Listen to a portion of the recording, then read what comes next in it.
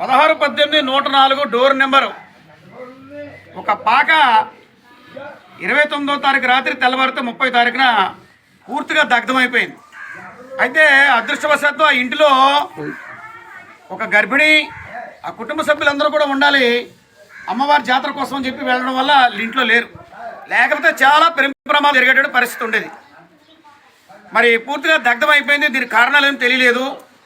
అగ్నిమాపక శాఖ వారు వచ్చి దీనంతా కూడా పూర్తిగా ఆరిపోయిన మంటలను అదుపు చేశారు. కానీ ఇందులో ఉన్నటువంటి సామాన్లు కానీ, బట్టలు కానీ, అదేవిధంగా వీళ్ళు ఇంటి నిర్మాణం కోసం దోసుకున్నటువంటి 75,000 రూపాయలు కానీ, అదేవిధంగా కొద్దిపాటి బంగారం కానీ, ఇవన్నీ కూడా ఎందుకు కాకుండా అయిపోయినటువంటి పరిస్థితి జరిగింది. వీళ్ళకి కట్టు బట్టలు కూడా లేకుండా ఉన్నటువంటి వాతావరణం ఉంది. ఇప్పటికే 5 రోజులు అయింది. మరి ఎంఆర్ఓ గారు కానీ, ఆర్డీఓ గారు కానీ, రెవెన్యూ యంత్రాంగం నుంచి కానీ, కలెక్టరేట్ నుంచి కానీ, సచివాలయం నుంచి కానీ ఎటువంటి సహాయాలు కూడా వీళ్ళకి అందిన దాఖలాలు లేవు. కనీసం గుప్పుడు బియ్యం కూడా, గుప్పుడు అన్నం కూడా పెట్టినటువంటి దాఖలు లేదు. వేసవి ఎండల్లో ఎక్కడుండాలో అర్థం కాని పరిస్థితి. ఈ ఇంటి ఆడపడుచు 8వ నెల. మరి ఆమె కాన్పు కోసం చెప్పి ఇంటికి తీసుకొచ్చారు. ఆమె ఎక్కడ ఉంచాలి, ఎక్కడ పెట్టాలంటే పరిస్థితి కూడా అయోమయంగా ఉంది. సహజంగా అగ్ని ప్రమాదం జరిగినప్పుడు దగ్గరలో ఉన్న స్కూల్లో కానీ, అంగన్వాడీ బిల్డింగ్లో కానీ వాళ్ళకి ఆశ్రయం ఇచ్చి ఏర్పాట్లు చేస్తారు. కనీసం ఆ ఏర్పాట్లు కూడా తహసీల్దార్ గారి కార్యాలయం చేయలేదు. ఇది చాలా బాధాకరమైనటువంటి విషయం.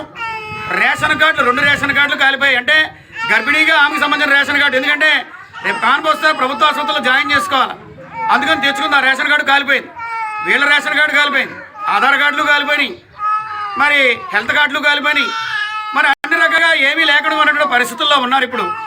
కాబట్టి ప్రభుత్వం వారు వీరికి ఎటువంటి ఆర్థిక ఇబ్బందులు లేకుండా ఈ రేషన్ కార్డులు, ఆధార్ కార్డులు ఇవన్నీ కూడా వీళ్ళకి అందించే ఏర్పాటు చేయాలి.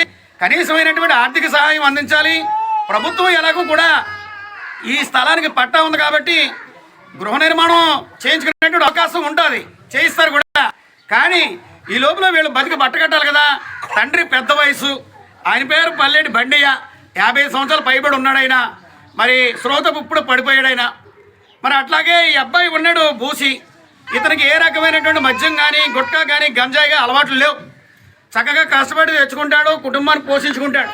మరి ఇటువంటి వాళ్ళని మరి ప్రభుత్వం మరి పూర్తిగా మరి బాధ్యతగా ఆదుకోవాల్సినటువంటి అవసరం ఎంతైనా ఉంది. గ్రీవెన్స్లో వీళ్ళు దాఖలు చేసుకుంటారు. గ్రీవెన్స్లో దాఖలు చేసుకున్నంత వరకు కాకుండా ఎంఆర్ఓ గారు కానీ, ఆర్డీఓ గారు కానీ, సచివాలయం కానీ వీరికి ప్రభుత్వ ఆర్థిక సహాయం ఇవ్వాలి. ప్రత్యేకించి ఆశ్రయం ఇవ్వాలి. ఆసుపత్రుల్లో ఈ గర్భిణీని జాయిన్ చేయడానికి ఆ రేషన్ కార్డు లేవు, ఆధార్ కార్డు లేవని ఇబ్బందులు లేకుండా జాయిన్ చేసేటువంటి వెసులుబాట్లు ఇవ్వాలి. మరి ఇక్కడ ఉన్నటువంటి దగ్గరలో ఉన్నటువంటి దాతలు ఏదో కొద్దిపాటి సహాయం చేశారు. మరి ప్రభుత్వం సహాయం చేస్తేనే వీళ్ళు ఏదైనా తలదోచుకునే అవకాశం ఉంటుంది. ఇప్పటికిప్పుడు వీళ్ళు ఇల్లు కట్టుకోలేరు. కాబట్టి సమీపంలో ఉన్నటువంటి స్కూల్లో కానీ, మరి ఏదైనా ప్రభుత్వం సంబంధించినటువంటి దాంట్లో కానీ ఆశ్రయం ఇచ్చేటువంటి కార్యక్రమాన్ని ఖచ్చితంగా చేయాలని పౌర సంక్షేమ సంఘం కోరుకుంటోంది. ఈ కాకినాడ నగరంలో స్వచ్ఛంద సంస్థలు, అదేవిధంగా స్వచ్ఛందంగా సేవ చేసేటువంటి దాతలు ఉన్నారు. ఈ అబ్బాయి ఎటువంటి మద్యం కానీ, గుట్కా కానీ అలవాటు లేకుండా ఉన్నటువంటి ఈ అబ్బాయిని మీరు చేయూతనిచ్చి మరి ఈ అబ్బాయికి, ఈ కుటుంబానికి, ఈ పిల్లలకి ఏదైనా ఆర్థిక సహాయం చేసేటువంటి కార్యక్రమాల్ని నేరుగా వచ్చి ఇక్కడ చేయవలసిందిగా కూడా పౌర సంక్షేమ సంఘం విజ్ఞప్తి చేస్తూ ఉంది.